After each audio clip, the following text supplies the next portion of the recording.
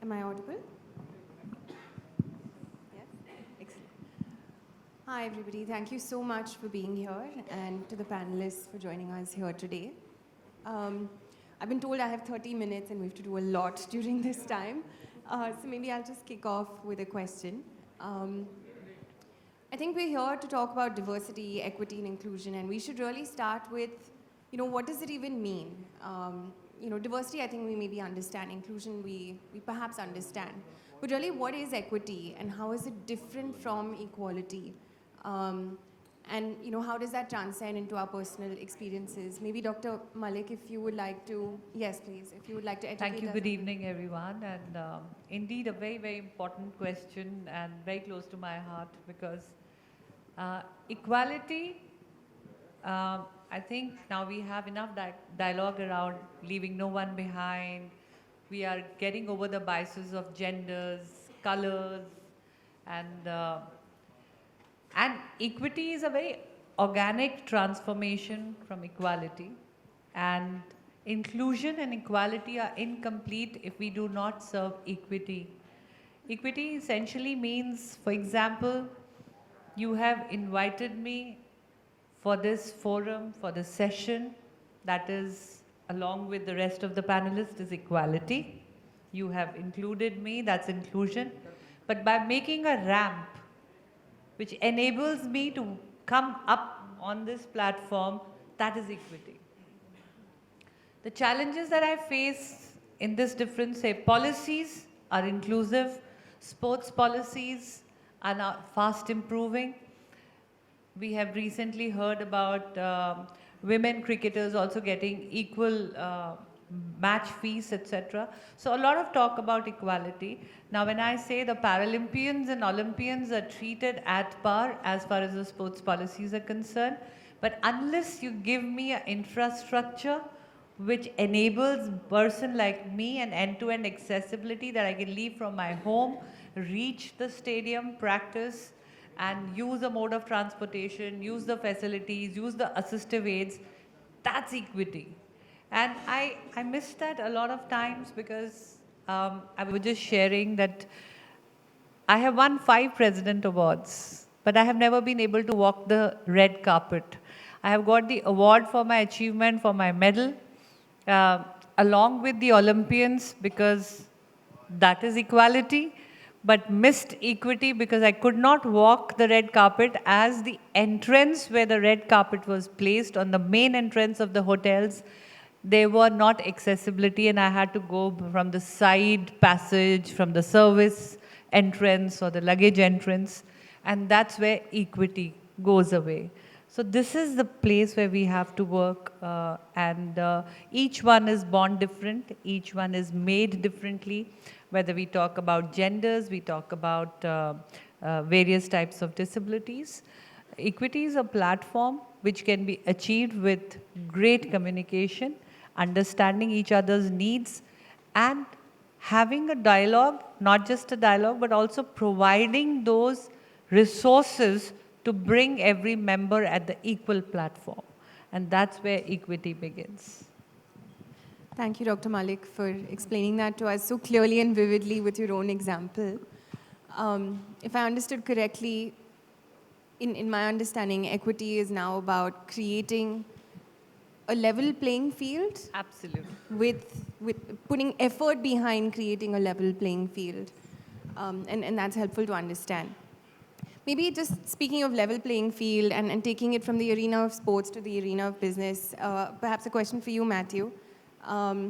Does DEI matter in the corporate world? Does it matter and should it matter in the corporate world?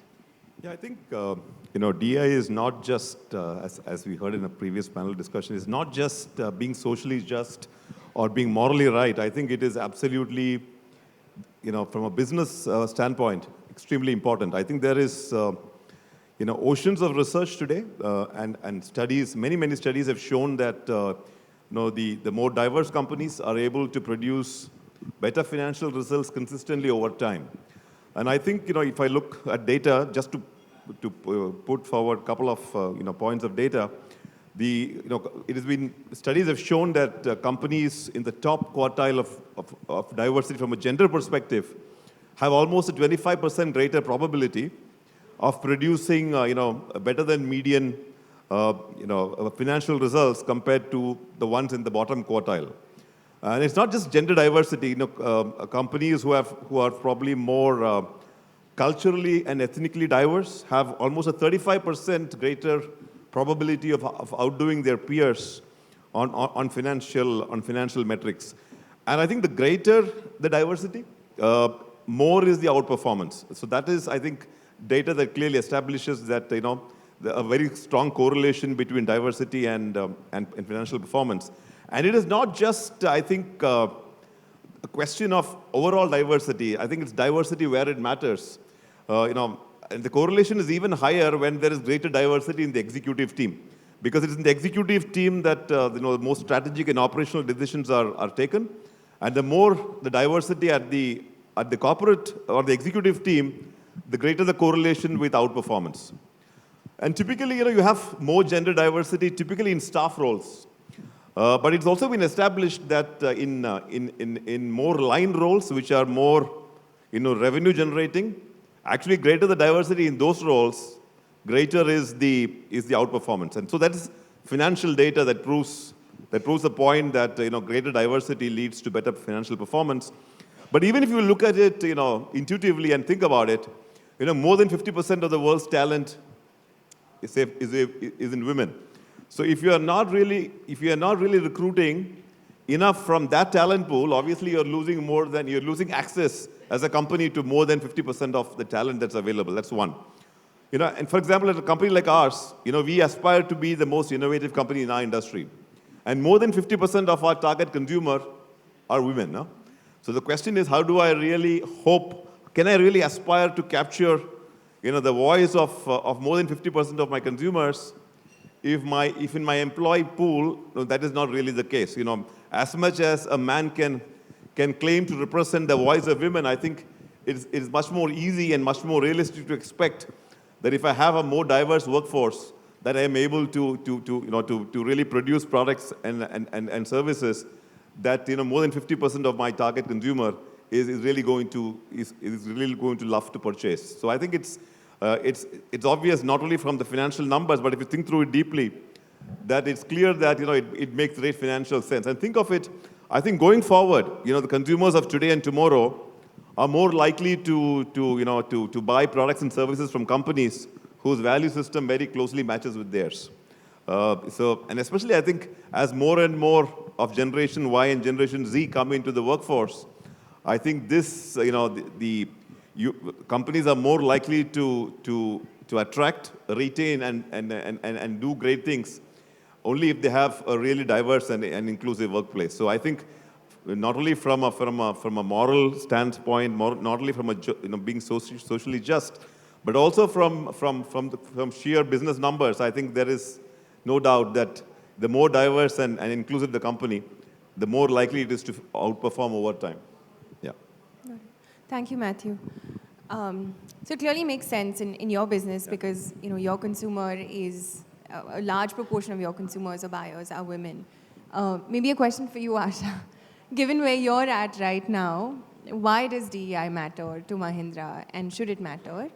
And I think a bit of a surprise question for you. You and I were just thinking about DEI beyond HR, right? What do you mean by that, and why is that important? Yeah. So actually, when I stepped into the DEI role at Mahindra, one of the questions I had is that I don't do an HR role, and that was a limited perspective. Because the first thing in this journey is really leadership sensitization.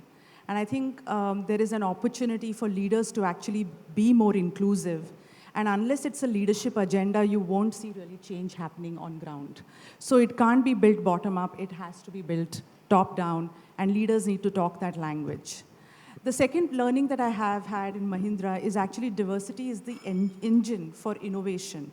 And I'd just like to share one example. In the automotive business, the XUV, which has really become the craze in the country, is now with 16 million lines of code. I mean, this is a software-driven car, and it's no longer heavy machinery which requires mechanical engineers, but now requires software engineers. And there is therefore a talent pool of women who are available to build the cars and vehicles of the future. And innovation will be propelled by these kind of women. In our Chakan factory, which is the largest factory for Mahindra in India, a team of 700 people, which are process engineers, is led by a woman. And she comes from a village which is really close by, and she does a phenomenal job by virtue of being a software engineer.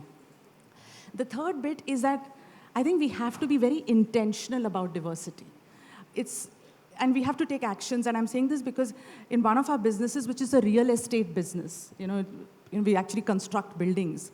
Now, in that space, one can argue that it's a construction industry, and therefore you can't have too many women, on project sites. But what we did differently was that we intentionally recruited 18 graduate engineers and placed them on construction sites across the country. And we mentored them, we coached them, and we nudged them. And I'm quite happy to say that it's 2 years, and none of those 18 women have left us. And they've been there, they're thriving, and they have to be in an operational role to come back into corporate and do a business role. So we have to be intentionally diverse. But underlining all of this is leadership sensitization.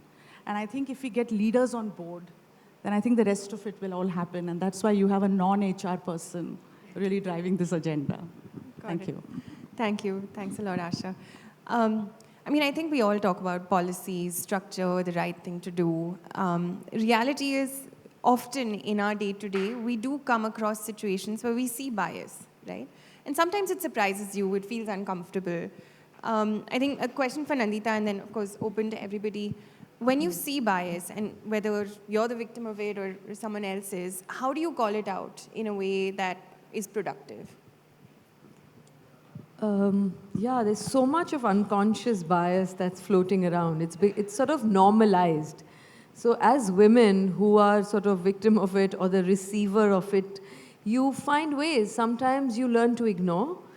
Sometimes you want to call it out right then and there. Sometimes you have better things to do and you call it out later. The point is, we all have those biases. And I don't know why we keep only talking about unconscious bias, because there's more unconscious prejudice.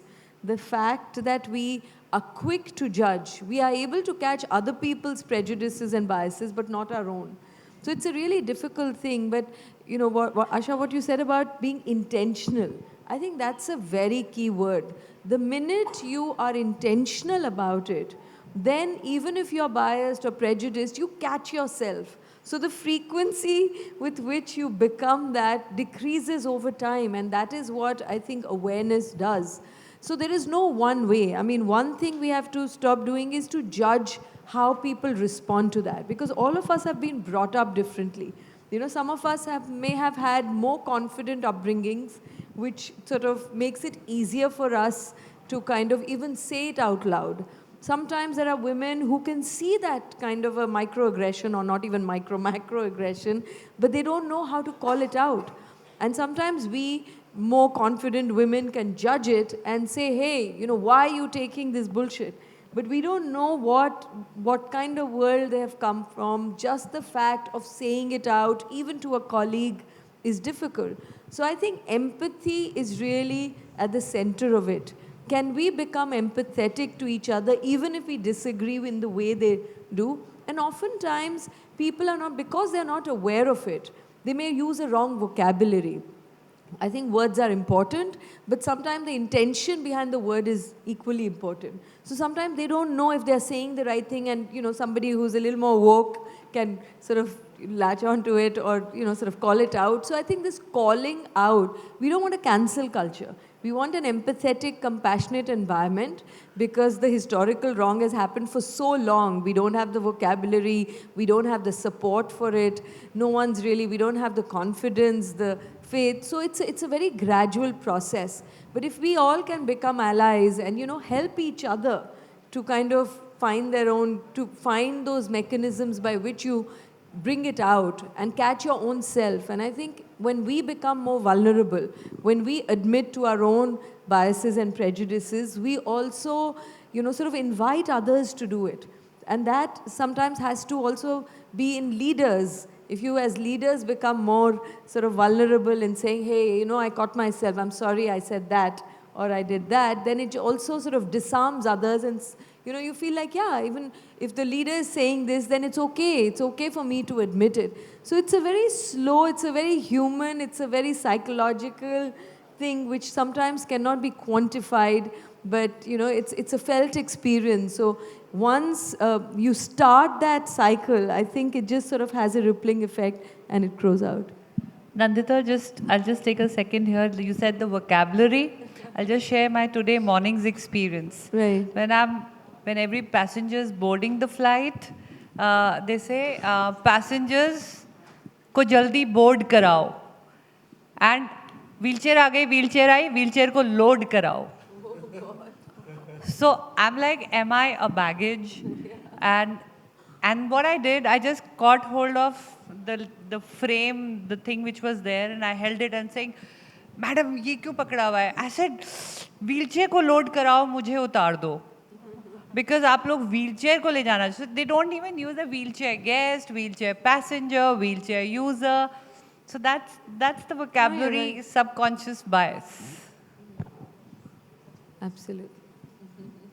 No, to be honest, I wouldn't have thought or been conscious of that either. So admitting that I don't have, to be honest, I don't have perhaps the vocabulary for accessibility. I work a lot more in pride and women and have more of a vocabulary there. So there's learning for me to do as well.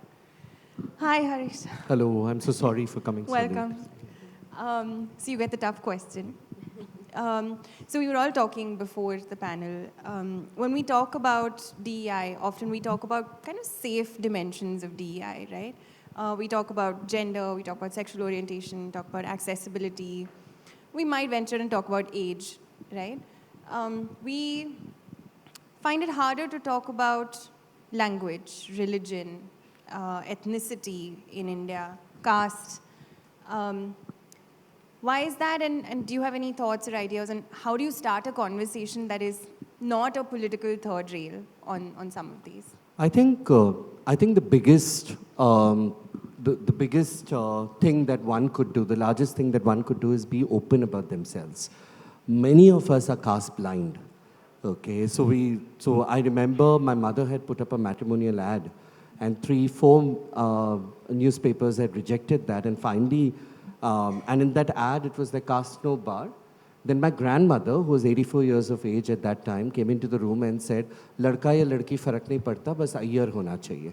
So we wrote caste no bar, but iyer preferred. But what was a joke for me wasn't a joke for everyone else, right? So that made me realize. So many a times, just us, you know, you don't need to do other things, but just understanding that we all have differences.